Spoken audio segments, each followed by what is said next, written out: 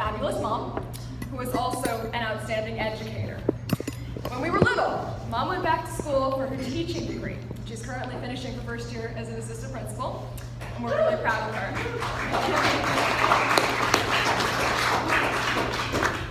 And these days, if you're walking down the street, she cannot go past a Panera, let alone a playground, without being running into all these kids who adore her. Mrs. Steinmeier, Mrs. Steinmeier! So she's got a fan club, and we're proud to be a part of it. Okay. But we've always known that Mom was a great teacher. When I was ready for preschool, Mom decided not to enroll us in the expensive Montessori program, and instead she said that we got Mommy sorry.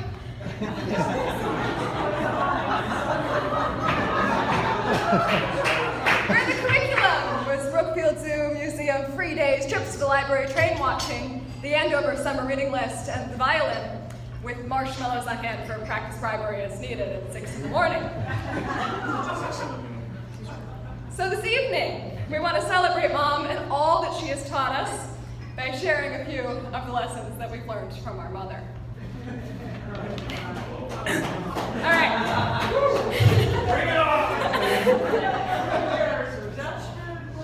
Mom has taught me to have confidence in myself. One evening, after getting my lower left bicuspid pulled,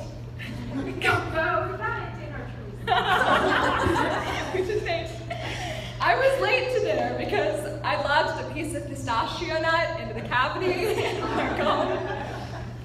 I said, Mom, I can't get it out. And most people might have called the doctor, but Mom said, go to the kitchen, get a skewer, and lie down on the floor.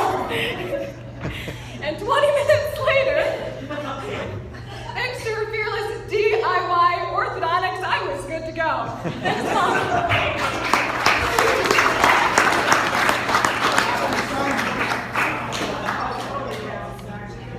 That's good.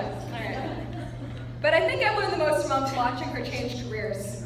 Even when people didn't understand why she left the law, she saw that she had a calling to work with all those children, heaven bless them.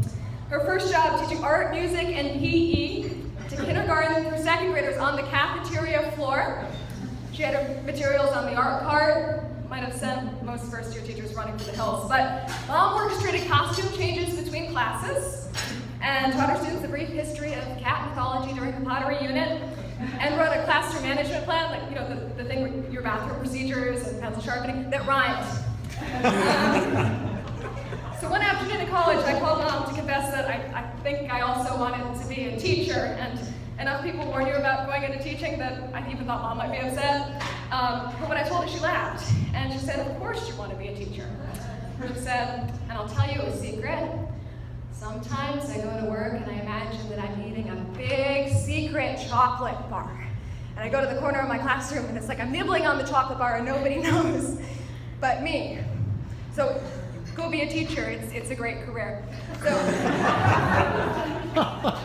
thank you, Mom, for teaching me to have confidence and most importantly to follow my heart.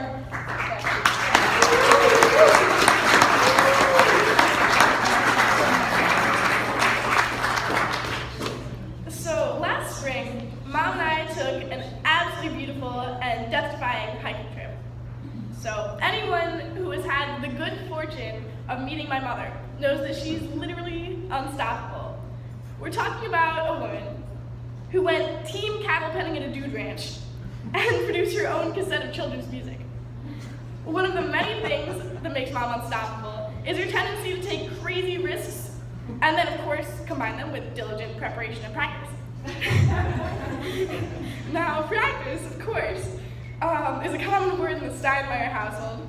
After all, Mom did raise 3 Suzuki-trained violinists, and of course, the wonderful musician herself. But Mom taught us that practice makes perfect in every part of life.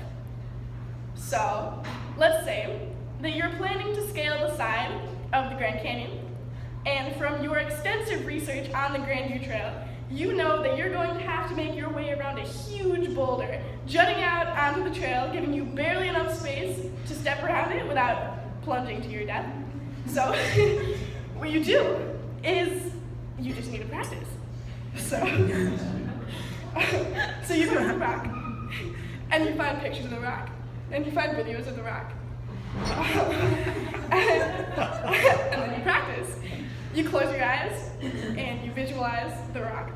You walk around the rock, back around the rock, take a deep breath, look over the cliff, go again. And by the time that we hit the trail last spring, that rock was no problem. After all, Mom had already walked this cliff 100 times. Crazy risks and a whole lot of practice. And of course, that's just one of many amazing things that I've learned from Mom. But thank you for showing us the practice makes perfect.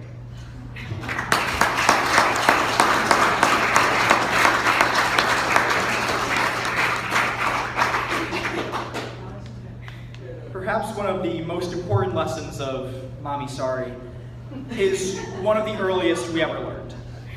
No matter what, our mom will always be there for us. No, seriously, like literally always.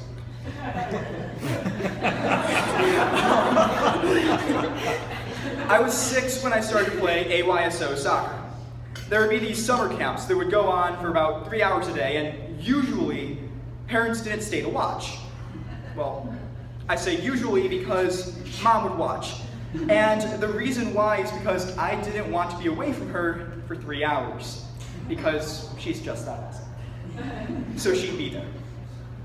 In high school, a time I joyfully reflect back on as friends, girls, and please God, maybe college, Mom was there, making her trademark chocolate chip cookie bars in the morning to provide sustenance. A balanced diet is also a critical part of Mommy Sorry. Tolerating my 10 o'clock on a Sunday night violin jam sessions, and talking over my debate cases with me, even though I'm pretty sure she'd rather be doing just about anything else. Even grading papers. Always she was there. As I've grown older, I've realized something. You know, yeah, we're her kids, so I guess she has some type of moral or legal obligation to look after us. But that resiliency, the dedication that she has to being there for us extends to just about everybody around her.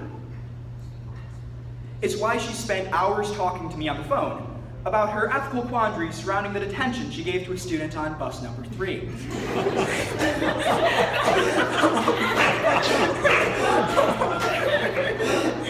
Sorry.